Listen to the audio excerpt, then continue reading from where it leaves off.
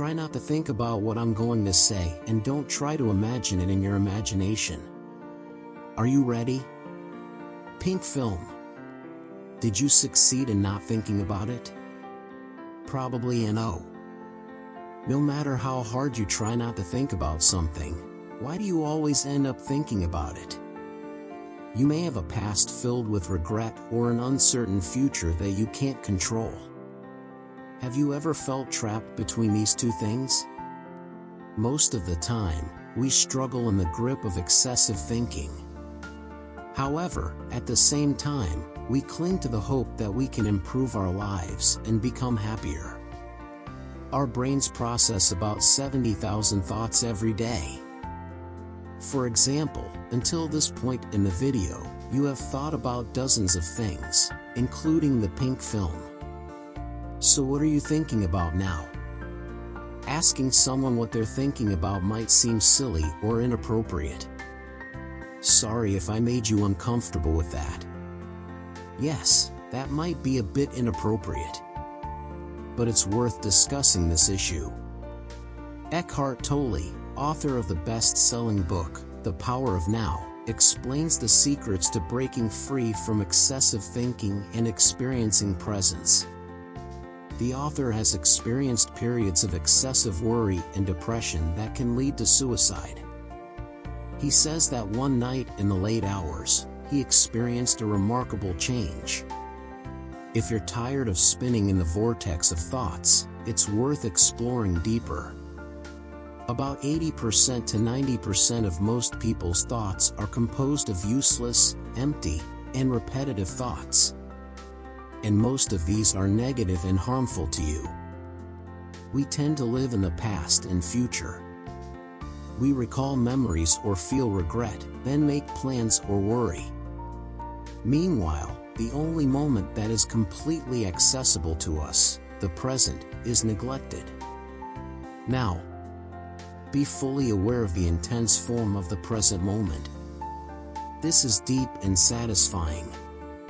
For example, when you're descending the stairs at your home or workplace, pay attention to each step and each movement. Be fully there. Or when washing your hands, pay attention to all sensory perceptions related to the activity, the sound of the water, the feeling it gives, the movement of your hands, and the scent of soap.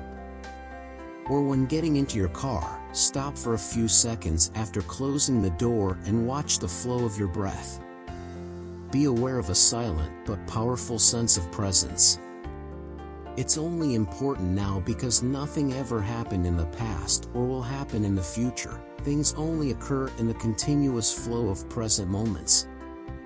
Whenever you feel something, that feeling is experienced in the present moment because your senses can only give you information about what is happening now. So when you say something happened in the past, that's not exactly true. What actually exists are the feelings and thoughts we are experiencing now about that past. The past that we think of is actually the memory of a past moment stored in our minds. When you remember the past, you are reliving a memory and you are doing it now. The future is a projected now. It's a projection of the mind. The future arrives as now when it arrives. When you think about the future, you are doing it now. The only place where real change can occur in the past can be erased is now. Let's take a concrete example. For example, you need to write a scientific article. When you look to the future, this task appears big and complicated. If you think about missed opportunities in the past, you'll feel regret. However, by focusing on what is in your hands now, by solving one small problem after another, such as writing the first section, gathering information from a few sources, or determining the general structure, you will find that you achieve this more easily. So focus on living in the present moment. Let go of getting stuck in the past and worrying about the future. If you do this, you will see your life change. Eckhart Tolle says that the pain that people experience is actually created by themselves, resulting from not accepting what is, unconsciously resisting what is. The mind always tries to escape from now. The more you honor and accept now, the more you will escape from pain, discomfort, anxiety, tension, sadness, and all fear. Being too focused on the future and not being present enough can cause these feelings.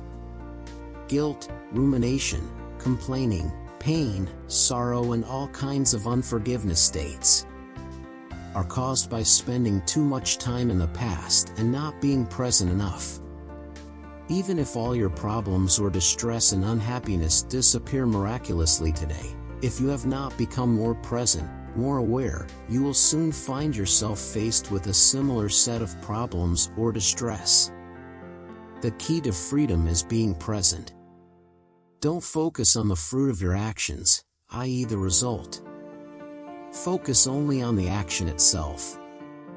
It's definitely useful to know where you're going when you take a journey, or at least the direction you're heading in. But keep in mind that your external journey may contain a million steps. Your internal journey contains only one step, and that is the step you are taking right now. As you become more aware of this one step in a deeper way, you will find that it already includes the destination and all the other steps. Get into the habit of observing yourself by watching your mental-emotional state. Am I peaceful right now? Is a question you can ask yourself often. Pay attention to what's inside of you, as much as you care about what's outside of you. If you put yourself in order, the outside will also fall into place. Be fully present wherever you are. Direct your attention to your body. Feel it from within. Focus on the sensation your inner body is giving you for a few minutes. Start thinking about it. Feel it. The more attention you pay to it, the stronger and clearer this feeling will become. If you find your present moment unbearable and it makes you unhappy, you have three options: either move away from that situation, change it, or fully accept it. Why is it that so many people are unhappy even though nobody wants to be? Your body knows what is good for itself, so go outside and run. Then listen to the small, nagging voice in your head. You should be working now, you shouldn't be running or wasting time. But don't judge this voice as good or bad, and don't listen to the advice. Just smile and accept its existence. By doing so, you will learn to notice your mind without having to follow where it is trying to take you. Even if you live in the present moment completely, some sorrow and pain are inevitable. Although most pain is true that we create ourselves, this does not mean that all of it is done by us. An inevitable pain is a good example of the death of a loved one. You cannot lead everyone around you to enlightenment, and you can't stop death, so this pain is inevitable. When you experience a traumatic event that causes you real pain, you can accept it as it is. When someone you love dies, of course you will grieve and be sad. But if you can accept it as something you can't change, it is more likely that you will get rid of the pain.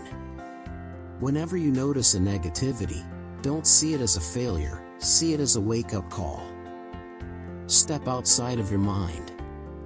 Be present appears as a helpful sign. It is important to use your observation ability when a negativity arises. Let a voice inside you echo attention.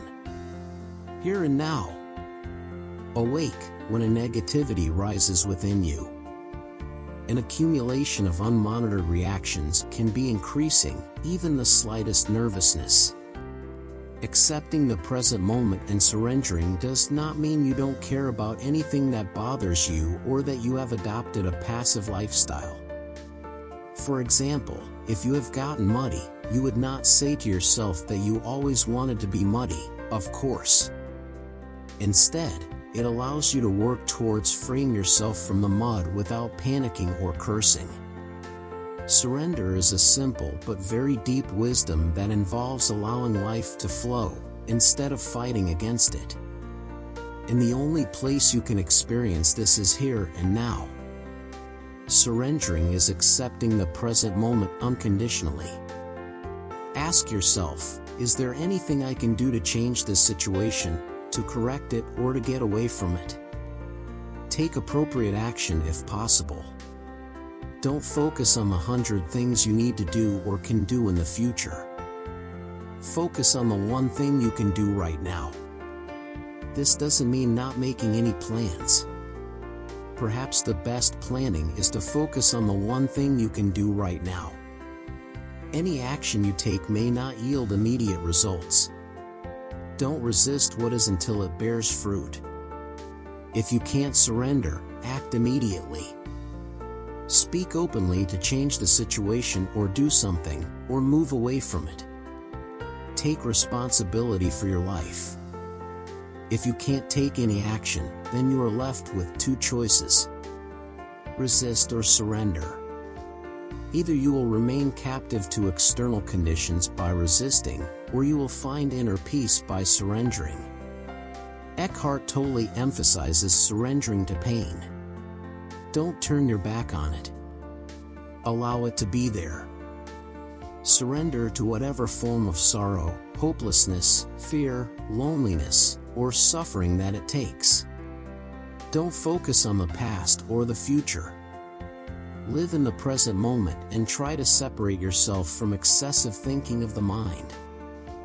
Following this method will reduce your suffering and improve your life. Make it a habit to ask yourself, what's happening inside me right now? If you focus on the impermanence of life, it becomes possible to overcome pains and find peace. Everything is temporary. You may be happy now, but be assured that this happiness will pass. Or you may be suffering from pain, but that too will pass. Nothing in this transient life can cause permanent damage.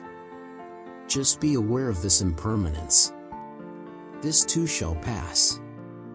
When you develop this perspective, the only thing that will become permanent is peace.